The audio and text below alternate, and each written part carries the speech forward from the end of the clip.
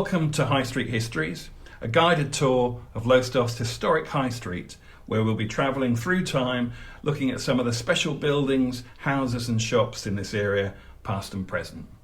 I'm Dean Parkin. And my name is Ivan. I'm Ivan Bunn.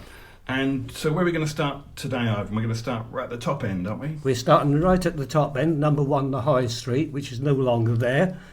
This strange, oddly shaped building, which is kind of unique there in the High Street, has long since gone. It was demolished in the 1950s, and the reason it had to be demolished, it was badly damaged by blast during bombing in the Second World War.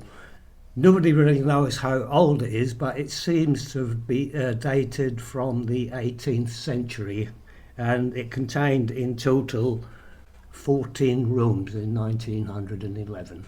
So would that have been a big family that lived there, or would it have been? Yeah, it would have been a big family home at some point, but as you can see in the photograph, it was pretty derelict at the time this was taken, not long before it was demolished. So now we're going to go a bit further down the road, aren't we, next door? This is a couple of doors down. The Arnold House, known for the Arnold family. It's an interesting building architecturally. You can see it's a very large house, but it was modified in the 1870s. If you look on the ground floor, centre, you can see a rather attractive arched window. That, in actual fact, until the 1870s, was the main entrance to the building. It was bricked up, and an annex and an entry was built on the southern end of the building. You can see the lower thing, so you had to go up the steps and into the side of the building. Another modification that was made to this building was immediately to the north there was an opening that took you through to the back of the building, presumably a tradesman's entrance. At the same time as the location of the front door was moved, the alleyway was bricked up and made into a covered alleyway, as you can see, with a room over the top, and a rather nice front door was put on. So that's presumably the tradesman's entrance. So there was a big change to that building I think the date was 1874, judging by the plans.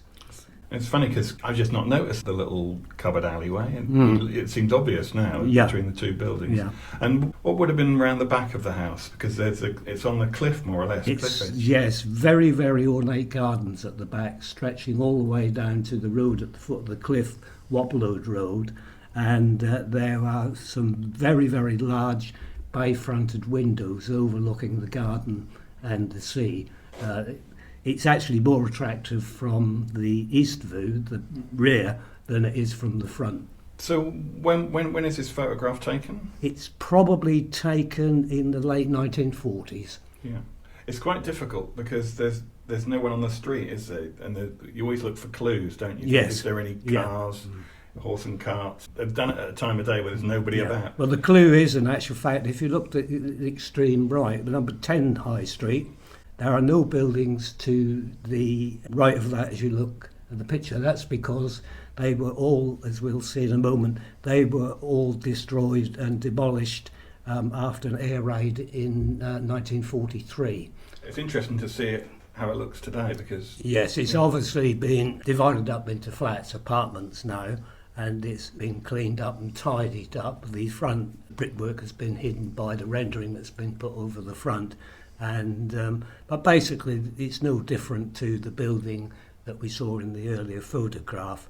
Beyond that, you can see the green grassy area. That's the area where the buildings were badly damaged and destroyed in 1943 by enemy bombs. Basically the site was cleared and it was decided to lay it out as a grass area. Because Lowestoft was really badly bombed during the Second World War, wasn't it? It had a lot of damage. And it's interesting because the High Street, you think of it as that this hasn't got both sides on, is it? It's next to a garage, isn't it? Petrol station. Yeah, that's correct. And of course, as we'll see When we moved further south down the High Street, the High Street was much, much narrower than this in the 19th, early 20th century. Okay. So let's look at it from another view back in the past. Now, we are now back in about 1897.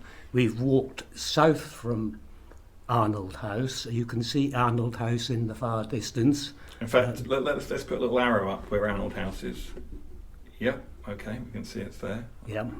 And all of the houses on the west side of High Street here, as you can see, they're in the process of being demolished.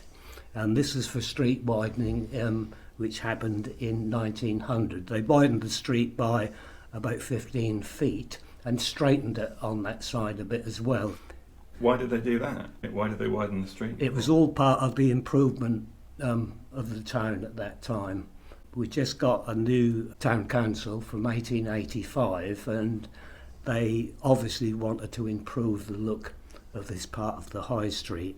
If you look on the opposite side, where the buildings are, you can see there's quite a mishmash of different types and styles of building. The building nearest the camera, with the gentleman standing outside, that's a public house. And then beyond that, there is Crisp, the booksellers, and then there's a mishmash of different houses.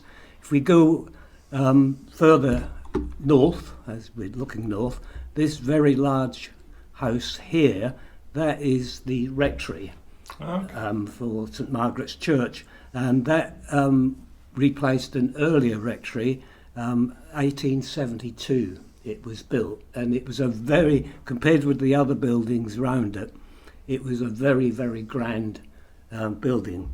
So the only building left standing in that photograph is Arnold House? Correct, yes. The two things that strike me about this photograph is obviously no cars, so you've got the horse and carts, haven't you? And the fact that everybody is facing towards the camera, which is quite an achievement. You wouldn't be able to do that these days, would you? No, taking this photograph must have been a novelty for the people that lived there. And of course, the photographer probably told them that they mustn't move, because when he exposed the photographic plate in his camera, if they were moving, they would all come out as blurs. He obviously had a word with the dog. With the dog. If the dog's slightly moving, it's a bit blurred, doesn't he? So. Yeah.